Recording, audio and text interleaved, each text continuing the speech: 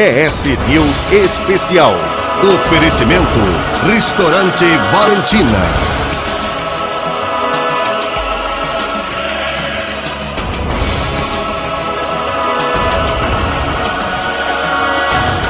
O ES News está no ar com os destaques da semana. Ministro do Trabalho visita Vitória e diz que o governo vai sair da crise com a ajuda do seu partido, o PDT. Nosso partido ele é rebelde por natureza, né? Vice-líder do governo na Assembleia, deputado Eric Musso, fala de Aracruz e do mandato. A atividade política é um eterno aprendizado. Ministro da Fazenda também esteve no Espírito Santo para detalhar ajuste fiscal do governo. Tem uma ponte, você quer saber o que vai ter do outro lado da ponte. Prefeitos reclamam da crise e buscam apoio de quem também precisa de apoio, o governador Paulo Artung. A dificuldade maior é a falta de comprometimento dos repasses do governo federal. Agora, no ES News Especial. O ministro do Trabalho, Manuel Dias, visita o Estado. O objetivo era a entrega de cartas sindicais a sindicatos de trabalhadores aqui do Espírito Santo. O plenário da Superintendência do Trabalho em Vitória ficou lotado, mas a agenda do ministro foi organizada com outro objetivo: ficar mais perto da população, olhar de perto o andamento das atividades do Ministério do Trabalho aqui no Estado. Isso faz parte de um dever de casa do Planalto, uma vez que as pesquisas mostram queda na popularidade da administração e da presidente Dilma. A presidenta determinou que os seus ministros ouçam o povo, levante os problemas, vão ver se as obras, aqueles que têm obras estão tocando, né, se as coisas estão acontecendo e prestar esclarecimento. Acompanhado de políticos como o deputado Sérgio Vidigal, o ministro negou que esteja deixando o cargo por causa de desavenças entre o seu partido e o governo. Nosso partido ele é rebelde por natureza, né? A rebeldia é um mérito, né? Ninguém foi mais rebelde do que o nosso maior líder, que foi o companheiro Leonel Brizola. Prefeitos discutem medidas de enfrentamento em período de crise. Com a arrecadação em queda e a economia em marcha lenta, prefeitos discutem saídas para sobreviver no momento difícil. A reunião foi na sede da Associação dos Municípios. Participaram os diretores da entidade.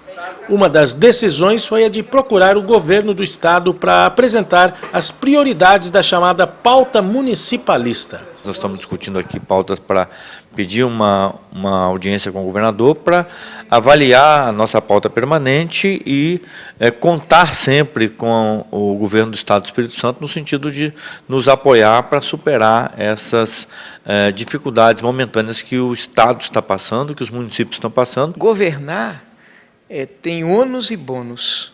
Quando a situação está muito boa, não tem crise, a gente tem o bônus de poder fazer, realizar. Neste momento, a gente vê que o mundo vive uma crise e essa crise também está presente no Brasil e está no Espírito Santo. A regra é diminuir gastos e aumentar a arrecadação. Está uma realidade muito difícil, mas que os prefeitos, pelo que nós estamos escutando, estão conseguindo sobressair. Como? Trabalhando muito. Uma coisa que a gente não abre mão é de manter os investimentos em saúde, educação e assistência, que é a base principalmente para atender aquelas pessoas que mais precisam, né? Mas para isso acontecer, nós temos que diminuir em outras áreas. O que a gente tem percebido que a dificuldade maior é a falta de comprometimento dos repasses do governo federal, que vai ser a nossa grande luta na CNM. Muito bem, o nosso entrevistado da semana é o deputado estadual Eric Musso. Ele que é lá da região de Aracruz, é de uma família tradicional da política lá da cidade, é neto do ex-deputado e ex-prefeito Heraldo Musso. É isso? Tudo bem, deputado? Tudo bem, Giovanni, tudo bem a todos que nos assistem agora pela Rede TV Espírito Santo. E ele vem conversar um pouquinho com a gente sobre sua atividade parlamentar e sobre sua vida pública, né? Ele foi o vereador, um dos mais jovens a assumir a presidência de uma Câmara Municipal lá em Aracruz, foi vereador em Aracruz e é deputado pelo PP, que é o Partido Progressista. Deputado, primeiro, a sua infância toda, eu imagino que foi acompanhando o seu avô como prefeito da cidade. Ele foi prefeito lá, se não me engano, 2 ou 3 vezes ou mais. Foram por 2 vezes, né? Foi 2 vezes prefeito, foram 3 mandatos de deputado estadual. Então, eu tive uma infância, uma adolescência sempre acompanhando a questão política no nosso município, na nossa região, o que me motivou né, o que sempre me impulsionou a também seguir essa carreira em favor do nosso povo e da nossa gente. O que agrega a um político ter a responsabilidade de carregar esse sobrenome e ter convivido com alguém como foi Heraldo Mussi, que eu tive o prazer de entrevistá-lo algumas vezes. Era uma pessoa muito, acima de tudo, educado, muito sério, uma pessoa muito boa e na política também, procurava sempre praticar a boa política, né? A responsabilidade, eu costumo sempre falar que ela é aumentada, sabe? Carregar um sobrenome desse, de uma história de mais de 50, 60 anos de vida pública, só aumenta a minha responsabilidade de carregar esse legado. Na verdade, esse legado, ele vem antes ainda do meu avô, do meu bisavô, que foi o primeiro prefeito eleito da cidade de Aracruz em 1947, quando ainda se transferiu a sede de Santa Cruz para Sauaçu, né, que hoje é Aracruz. Então essa história hoje a gente já passa aí na terceira geração e isso me aumenta a responsabilidade de ter no sobrenome o peso de uma história limpa, correta, sabe, sempre em favor dos capixabas e em especial dos aracruzenses. Sua carreira começou como vereador lá em Aracruz. Como é que foi essa... Diz que a vitória foi uma coisa bem comemorada, né? Com certeza. Nós tivemos... Eu disputei uma eleição em 2008, eu não tive êxito nessa eleição, foi a primeira eleição que eu disputei, eu estava com 20 anos para 21. Na época eu tive 447 votos, uma campanha belíssima, mas não tivemos êxito em ganhar as eleições. Depois eu trabalhei na Assembleia Legislativa como assessor parlamentar do então deputado Marcelo Coelho, que hoje é prefeito da cidade, e retornei a disputar uma nova eleição de vereador em 2012. Tive, primeiro, pelas bênçãos de Deus e depois a confiança do povo, de ter sido o vereador mais votado naquela situação. Tive 1.546 votos, muito honrado, sabe, de ter sido o vereador mais votado naquela situação.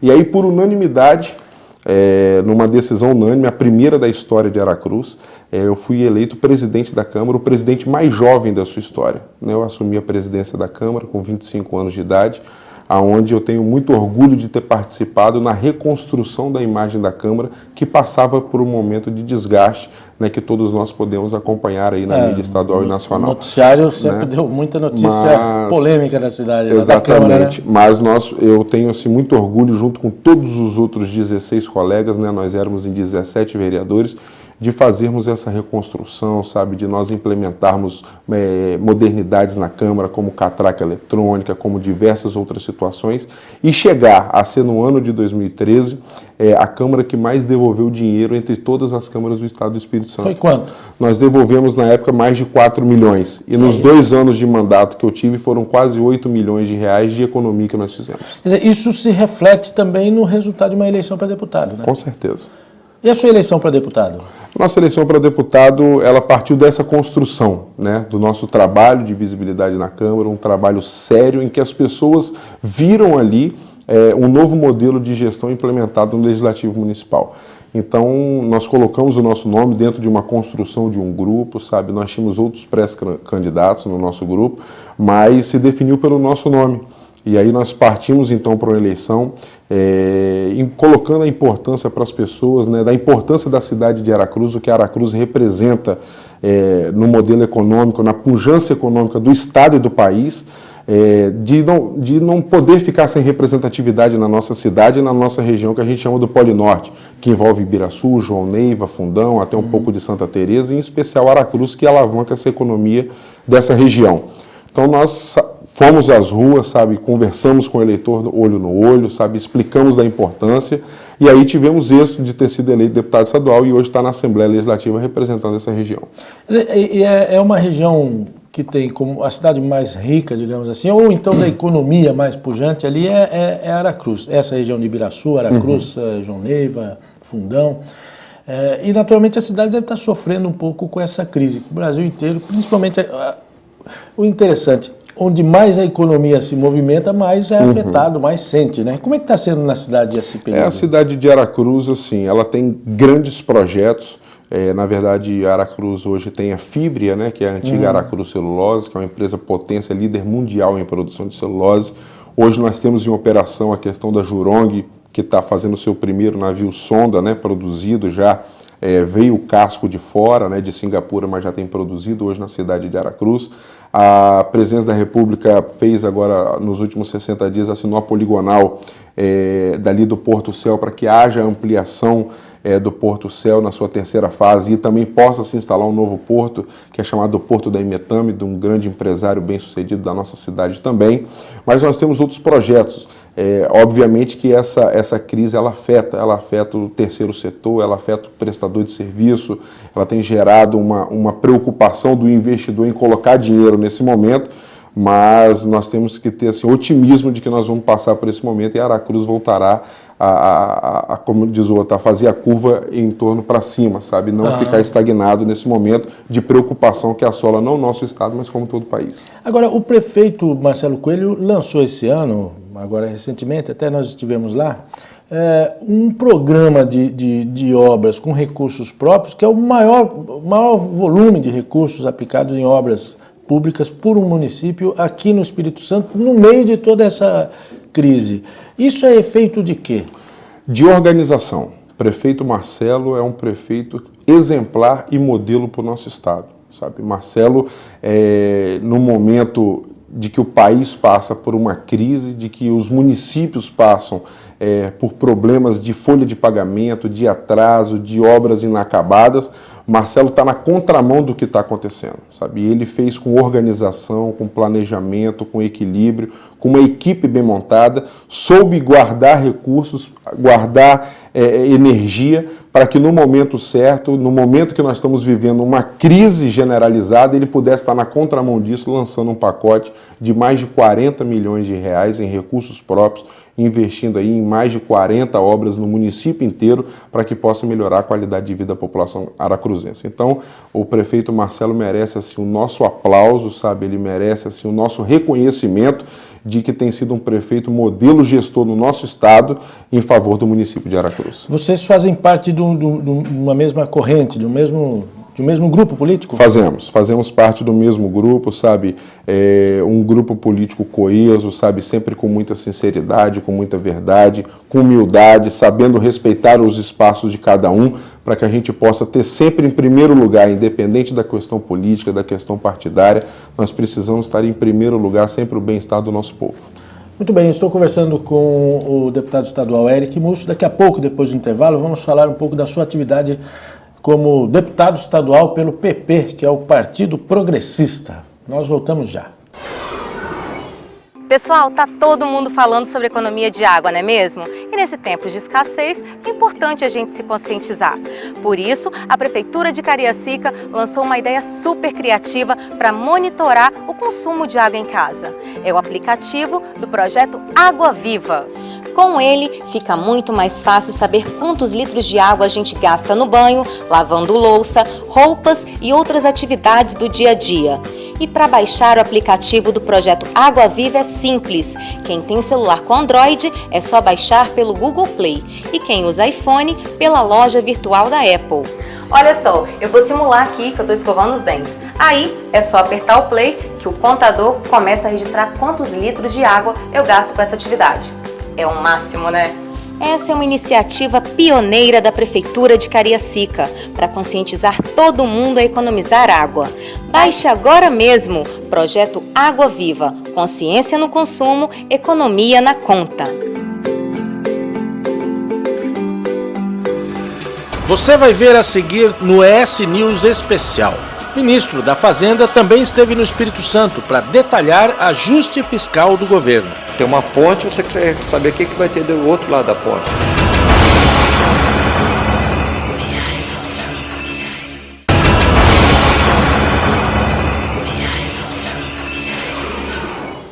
Estou conversando com o deputado estadual Eric Musso sobre a atividade parlamentar. Aliás, sobre a atividade parlamentar nós vamos falar agora. No primeiro bloco falamos da infância, da juventude, ele ainda é muito jovem, né? Foi o presidente da Câmara Municipal de Aracruz mais jovem da história daquele município. Mas está na Assembleia Legislativa, né, deputado? O senhor aprende muito com aquelas pessoas assim, tem gente muito experiente na política e tem gente que é nova, mas que já está lá com seu terceiro, quarto, quinto mandato, né? A Assembleia é um ambiente bom para se aprender a fazer política? Vânia, a atividade política é um eterno aprendizado, sabe? A gente aprende com quem está na atividade do mandato. Obviamente nós temos deputados lá muito experientes, Nós temos deputados e políticos que, quando eu não era nem nascido, talvez já estava exercendo o primeiro, o segundo, o terceiro ou quarto mandato da sua vida. Mas a atividade política a gente aprende não só com os políticos, a gente aprende às vezes numa fala que a gente tem no corredor da Assembleia, todo dia, todo momento, sabe? A vida da gente é um eterno aprendizado. Ninguém sabe tudo nem sobre todas as coisas. Nós temos que ter humildade de abrir os nossos ouvidos para que a gente possa sempre ouvir a demanda, o clamor da sociedade e dentro da nossa atividade parlamentar a gente poder dar essas respostas. Mas é inevitável de que o campo do plenário da Assembleia Legislativa é um intensivão, né? É uma pós-graduação, é um mestrado, um doutorado, vamos dizer assim, porque ali estão as cabeças representativas da população capixaba, né? Nós somos em 30 deputados que representam aí o Estado do Espírito Santo. Então é um aprendizado e eu tenho assim tentado a cada dia aprimorar mais para que a gente possa fazer um mandato em favor do nosso povo. A sua ligação Bom, antes de falar da sua ligação com o governador Paulo Artung e o seu relacionamento com o Palácio, os jovens deputados têm dado também um novo gás à Assembleia Legislativa. E todas as comissões são reuniões muito intensas, com participação de muita gente, as audiências públicas são com plenário, com lotação esgotada, digamos assim. Vocês percebem esse momento? A Assembleia Legislativa como um todo, obviamente que assim, o jovem, né, entrou naquela vontade no seu primeiro mandato, mas assim, nós não podemos também dizer que os deputados reeleitos também estão no gás também. Todo mundo. Todo mundo. A Assembleia Legislativa hoje ela está num novo ritmo. Nós temos hoje 5 CPIs funcionando ativamente, né? Uma delas eu sou até o vice-presidente, que é a CPI do Pó Preto, né? Que vê essa questão das partículas emanadas aí das indústrias, enfim, da construção civil, né? Do Pó Preto na Grande Vitória. Nós temos 5 CPIs em atividade, nós temos mais de 10 comissões em atividade, de qual delas também eu sou presidente de uma, que é a Comissão de Acompanhamento das Obras de Duplicação da BR-101. Então, assim, a Assembleia, ela tem um gás diferente, a gente sente isso, a população tem sentido isso. Tem uma CPI do guincho, tem uma CPI do Transcol, enfim, tem um volume de trabalho muito grande, fora as comissões, né? Nós já temos as comissões permanentes, meio ambiente, justiça, infraestrutura, finanças, saúde, enfim, segurança pública, mas fora isso a Assembleia criou esse modelo de comissões especiais e CPIs que deu nesse primeiro semestre isso que você tem falado. A população tem percebido que a Assembleia está ativa no seu trabalho de representatividade do capixaba. Está cada vez mais a cara de uma casa do povo. Com certeza. Agora, a sua ligação com o governador Paulo Artung, você tem naturalmente, é claro, um bom relacionamento com ele. O governador Paulo Artung... Tanto é que ocupa... O governador Paulo Artung é um líder extraordinário do nosso estado, ele já mostrou isso nas 2 gestões que ele teve, né, como governador desse estado.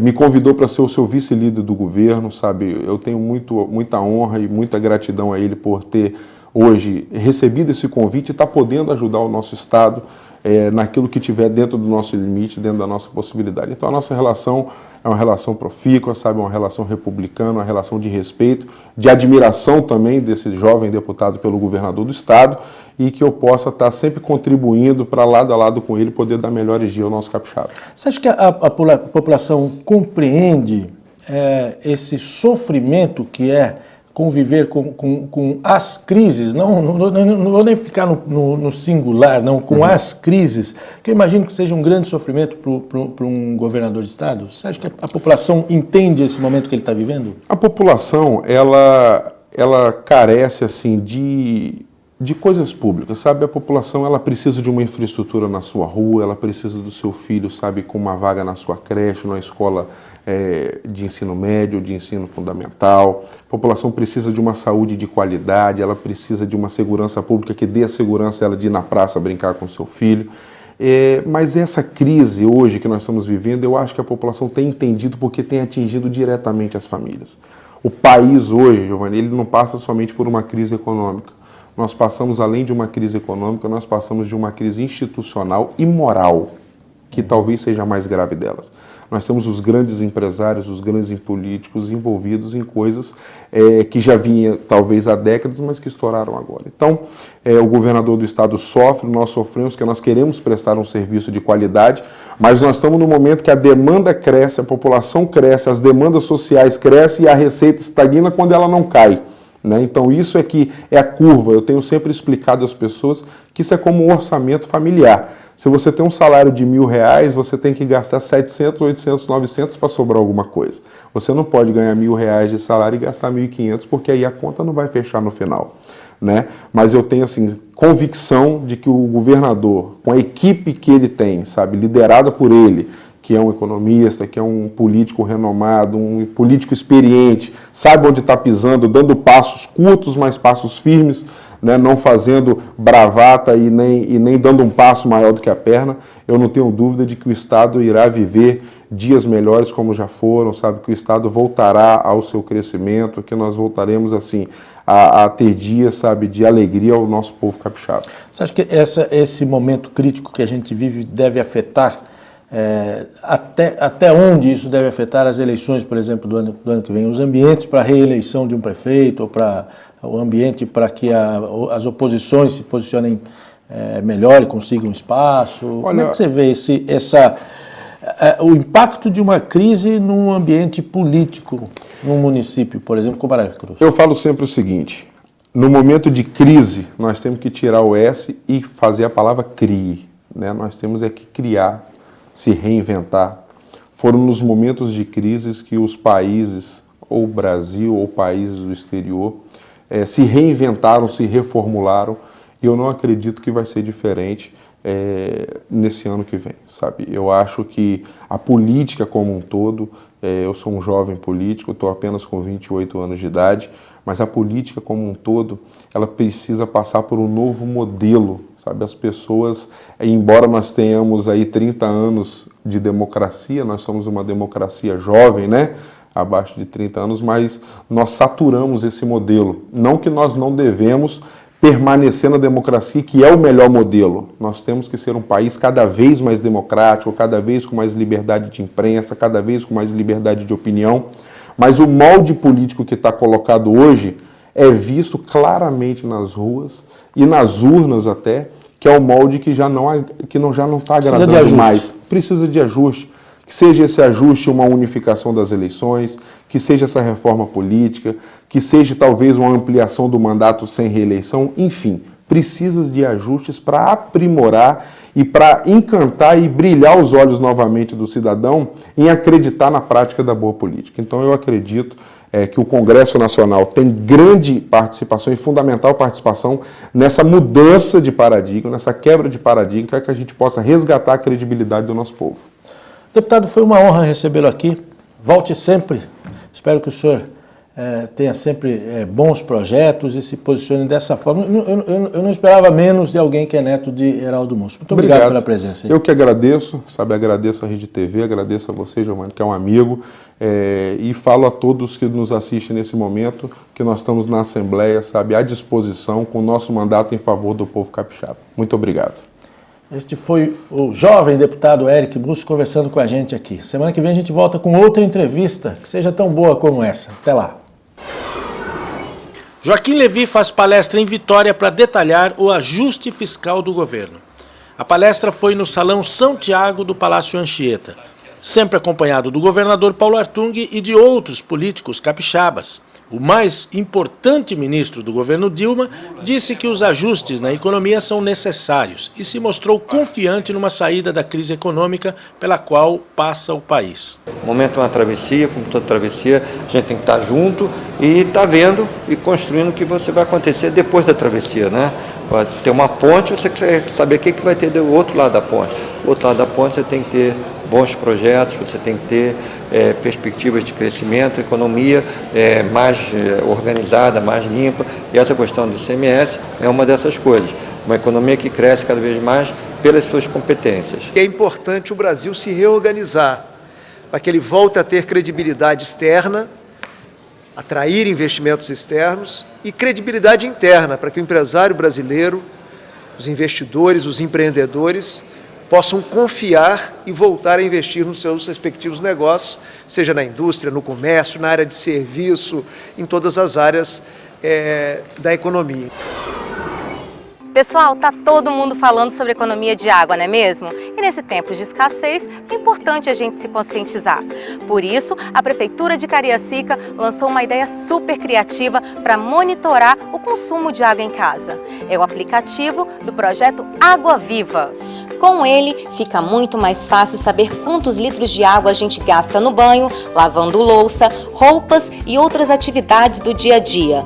E para baixar o aplicativo do projeto Água Viva é simples. Quem tem celular com Android é só baixar pelo Google Play e quem usa iPhone pela loja virtual da Apple. Olha só, eu vou simular aqui que eu estou escovando os dentes. Aí é só apertar o play que o contador começa a registrar quantos litros de água eu gasto com essa atividade. É o máximo, né? Essa é uma iniciativa pioneira da Prefeitura de Cariacica para conscientizar todo mundo a economizar água. Baixe agora mesmo Projeto Água Viva. Consciência no consumo, economia na conta.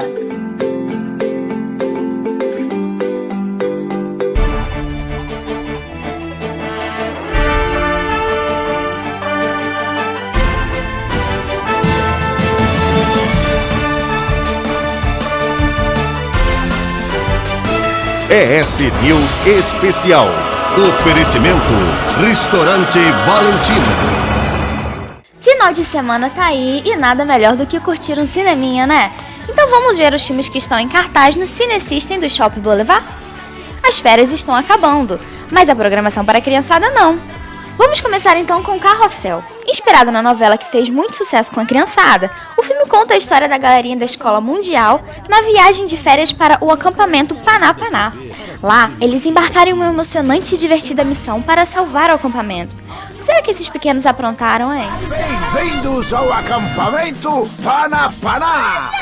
Em Pixels, os especialistas em jogos Sam, Ed, Ludlow e a Tenente Coronel Violet se juntam para combater os monstros digitais inspirados nos videogames clássicos dos anos 80 que foram criados pelos alienígenas e enviados à Terra após uma mensagem mal interpretada enviada pela NASA aos seres fora da Terra.